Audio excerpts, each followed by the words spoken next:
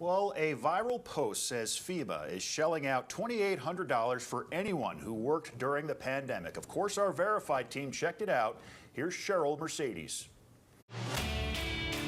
The Facebook post claims if you've worked any during the COVID-19 pandemic, FEMA has finally authorized a one-time $2,800 check for hazard pay. It includes FEMA's logo with a link to apply. This one post has been shared over 8,000 times. Cheryl asked the Verify team to look into it. Our source for this is the Federal Emergency Management Agency.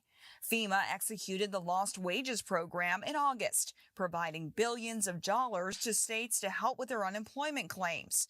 The funding allows states to provide at least an extra $300 per week to people who lost their jobs because of COVID-19. But as far as relief money for people who continue to work during the pandemic, FEMA states on its website, no federal assistance was given in the form of hazard pay, nor has FEMA directly paid individuals.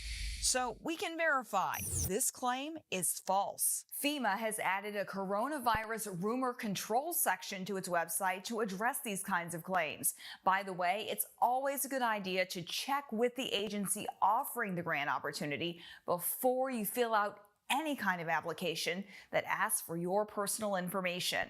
With your Verify, I'm Cheryl Mercedes.